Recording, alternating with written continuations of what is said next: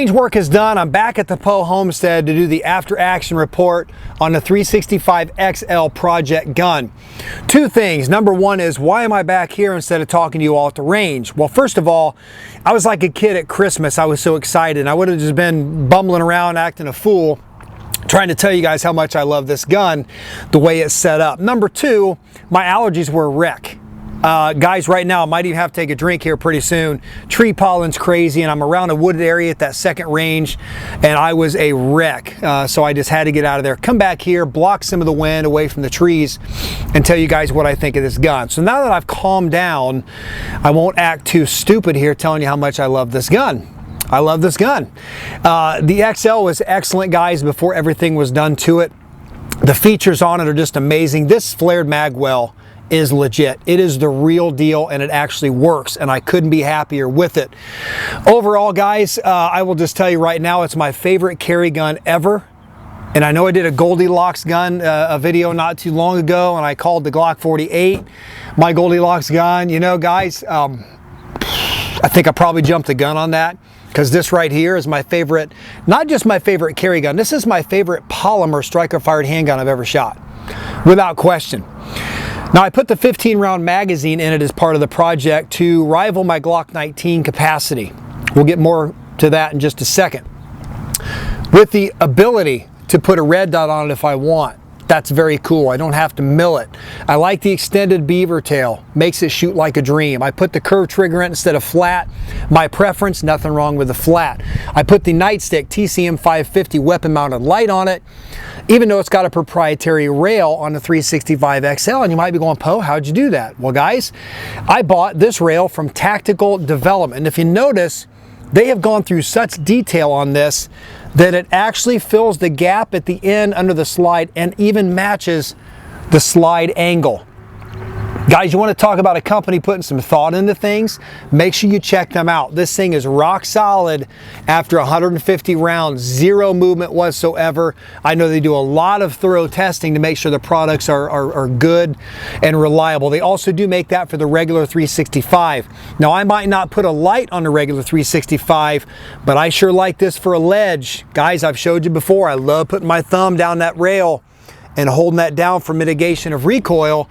And if there's one thing about the XL and the 365 that I don't like, it's that there's no real estate to put my thumb in. Now, I've adjusted and I shoot it okay, but this right here, guys, I highly recommend it. Even if you don't want to put a light on it, put that rail on it and you won't be sorry. Now, you might be going, Poe, I saw you working out of the holster. And I know that most holster companies don't make a holster for the XL, the nightstick TCM 550, and the Tac Dev rail. So how'd you do it? Well, guys, I went to MIE Productions and I had them send me a couple of holsters. My preliminary thoughts on these are, I'm extremely pleased, extremely pleased. Beautiful craftsmanship, really solid construction. The fit is a thing of beauty with the 365XL. Nice positive snap, but check this out. The draw is like butter. Guys, it's beautiful. You guys saw me doing some reloads from Appendix. That's because I've got their centerfold holster, which does have a floppy middle.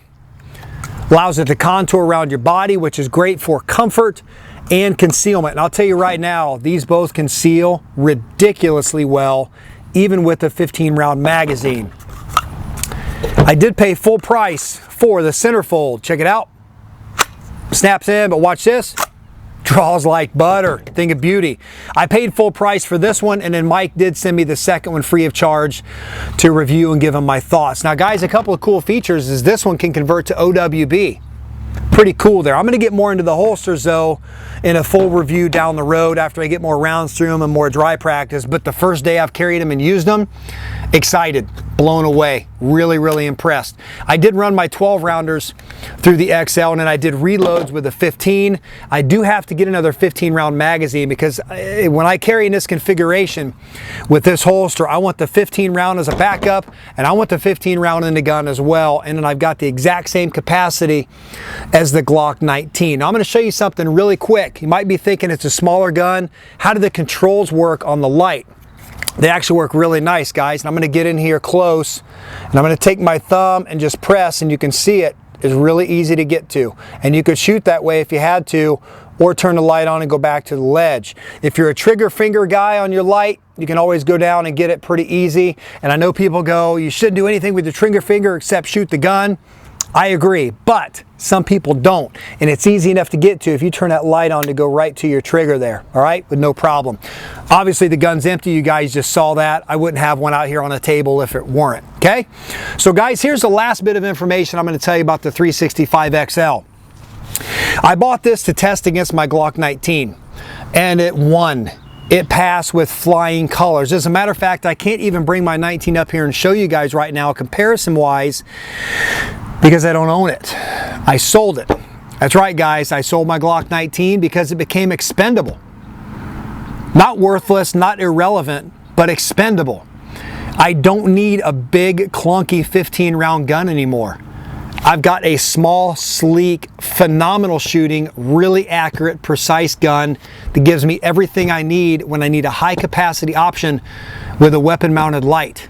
Guys, this replaced my Glock 19 as my nightstand gun, as well as my nighttime gun, my church gun, big city gun I call it, where my 365, the regular one, can still act as my deep concealment option, all right? So my 19's gone, I don't miss it. I'm extremely pleased with this gun. I wouldn't trade this thing for anything. As a matter of fact, guys, it's my favorite polymer striker fired gun I've ever shot, ever shot. The features are just too good on it to not appreciate, and I know a lot of you out there agree. Now I know I probably just ticked off some Glock fanboys, and that's cool. I've considered myself a Glock fanboy for a long time. I've owned a dozen, maybe 13. I think it is 13 as a matter of fact. Two of my kids carry Glocks, and then the other two carry other options. They're reliable, they're great. I would never steer anybody away from them, but guys, SIG is innovating right now. I mean, they are bringing some firearms to market that are just top quality, reliable handguns with some awesome features out of the box. That's the thing. So many of these things are great out of the box. Yeah, I did spend for that 15-round magazine, but guys, I could carry it just as easily with a 12-rounder and a light on it. And it feels great. It feels balanced still, especially when you load that mag up. No problem with it whatsoever, all right? So, my 19 is gone. My XL is going to be my high capacity night gun, as I just said. So what do I recommend for Glock? Well, Glock, listen, I just did a Goldilocks gun not long ago, and it was a Glock 48, and I said it was perfect for me, and it checked all the boxes, and it did it better than any other, and it did. Then this gun does it better. And guys, as far as I'm concerned, I don't know if I need to do a Goldilocks 2 video. This is better than the 48, hands down. And don't give me the Shield magazine nonsense, because I'm not going to buy a magazine for 50 bucks that I have to spend another 20 on to change the mag release. And then I got to buy a bunch of their 15-round magazines because you can't use the polymer Glock mags anymore. That's silly, all right? I love the concept, but to me, I think it's silly, all right? No knock against the company. I hope you make a fortune, and I'm sure that they're going to, all right? So, Glock innovated in the early 80s. SIG is innovating now, and I have a feeling that market share could definitely be heading SIG's way, no doubt whatsoever. Matter of fact, I don't have a feeling. I know that probably is to be true.